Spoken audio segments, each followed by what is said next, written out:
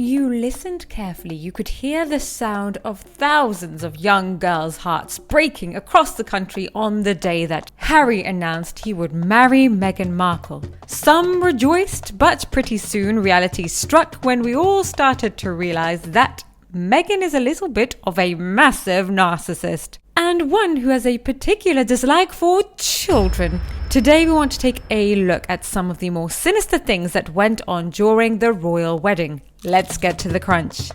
Ladies and gentlemen, and whatever else may be lurking out there, we want to start with something more lighthearted before diving into the darker aspects of the couple's special day.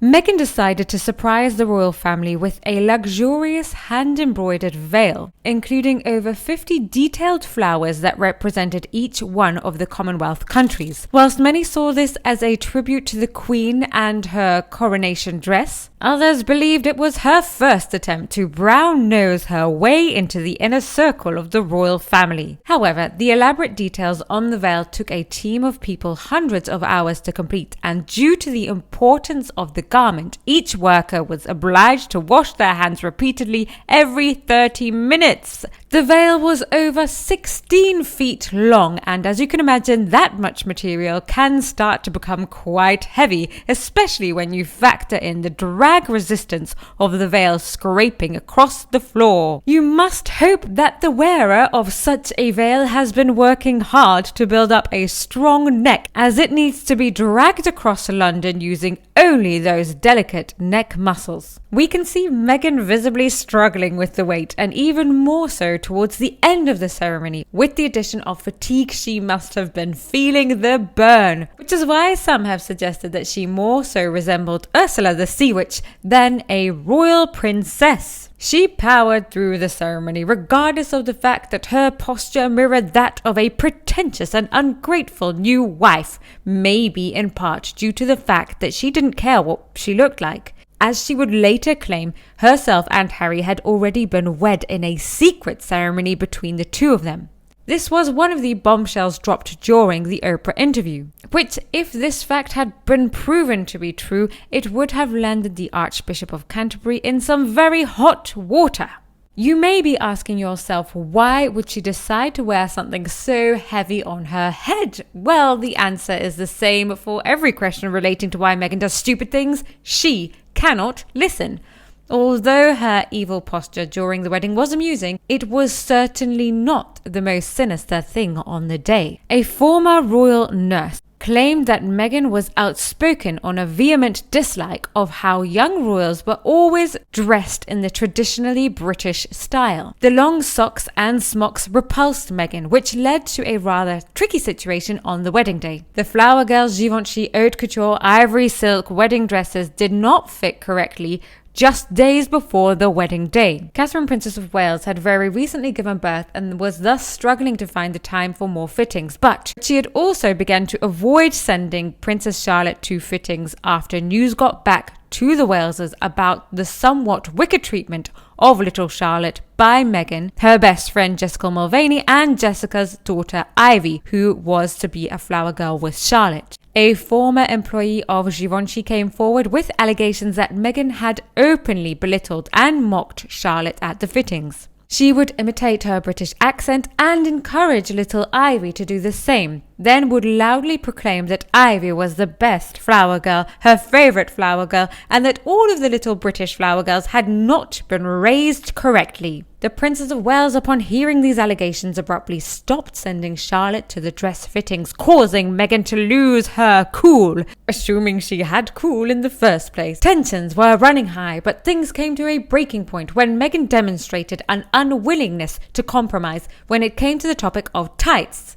She did not want the little flower girls to wear tights or socks under any circumstances, even if it meant the little princess's feet would be sore and blistered due to wearing new shoes on a hot summer's day. No negotiations. She found the socks and shoes combination to be outdated, and practical or not, it would not be seen on her wedding day. Each flower girl was gifted a pair of unique Aquazora shoes branded with their initials and the date of the wedding. It is alleged that this is the topic that brought Kate to tears. However, As we all know, a narcissist will never let a comment like that go unchallenged.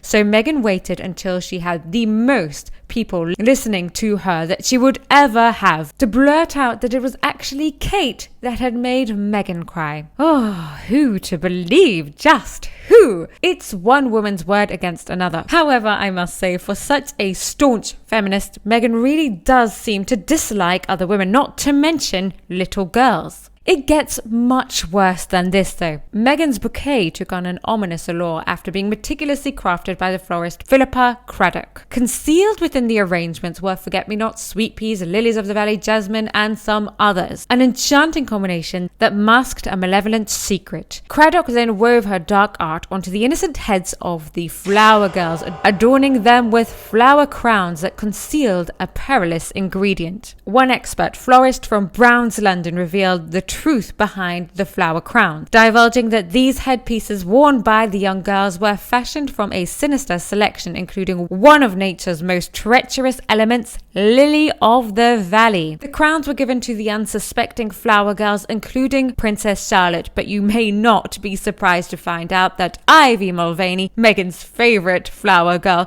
did not receive a flower crown. Unbeknownst to the attendees of the wedding, lurking beneath the delicate beauty of the lily of the valley lay a venomous secret. GardeningKnowHow.com exposed the dark nature of this plant, proclaiming that lily of the valley is known as a highly poisonous woodland flowering plant, and its ingestion can be deadly, posing a grave threat to children. Bonnie Grant, a certified urban agriculturalist, reiterated that the potency of this natural phenomenon was extremely serious, warning that all parts of the plant bore the potential for toxicity. Concealed within it were over 30 cardiac glycosides, each with the power to paralyze the heart's rhythm. Even the mightiest of men could be struck down by these insidious toxins, but it was the vulnerable, the children and the pets who were most susceptible to its poison. On this day, in their delicate innocence, the flower girls unwittingly danced with danger. Meghan's choice to adorn her young bridesmaids with the dangerous flora was an act of reckless endangerment. Princess Charlotte was just the tender age of 3, and her youthful counterparts were not much older. Although the Duchess of Sussex was not the first bride to succumb to the allure of the perilous plant, she was most likely the first to whack it on top of 5 very vulnerable children's heads. Someone said, "I don't know why, but I always find Kate more genuine." Probably because you are a good judge of character. She is genuinely more genuine. When body language experts or lie detection specialists analyze a person in front of them to see whether they're lying or not, they have to at first establish a baseline attitude that the person has.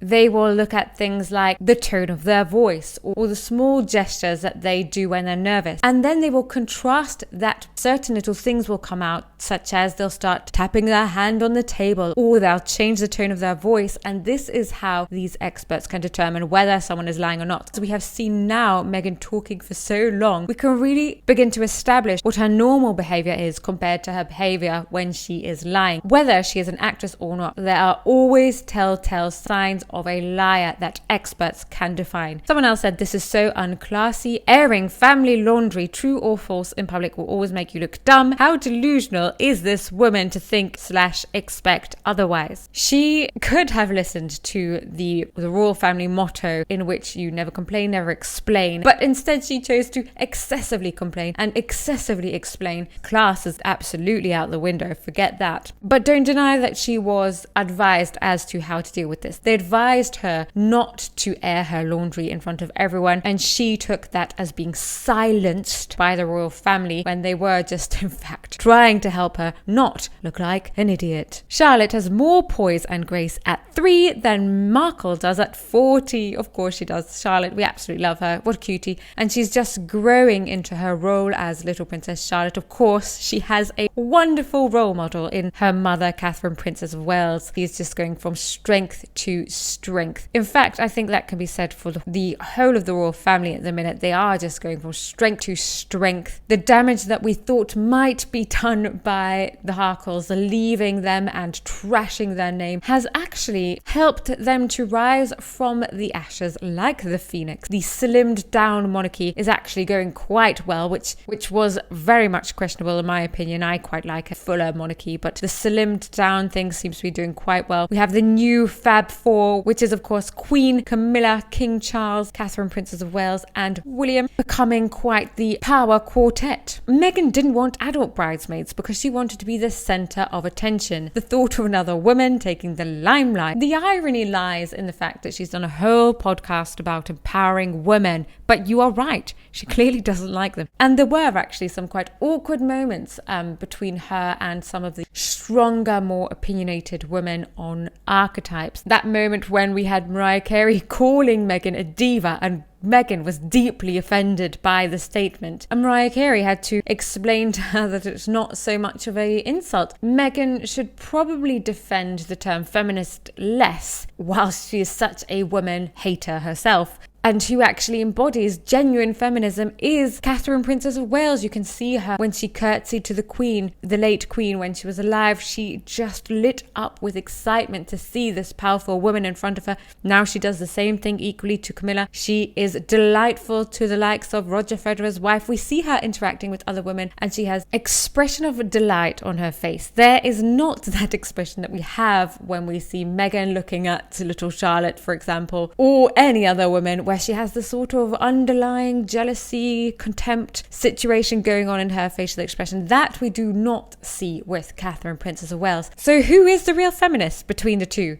It depends on what your definition of feminist is, of course. These days it has been a bit skewed, but someone else said, I wonder what Harry's wife would do if someone treated Archie or her daughter like she treated Charlotte, a 3-year-old. Probably sue. Harry's wife is disgusting. You know, I just wanted to read this comment because I still get a very much sick pleasure every time someone calls Meghan Harry's wife, partly because I know that she squirms every time she hears it. When someone is so mean, you do get small little pleasures out of knowing that somewhere in their wonderful mansion in Montecito they are squirming. If you think there were more dark secrets hidden at the royal wedding, then hit the like button so we can do another video on the topic, and subscribe to help our crown family blossom. See you down in the comments.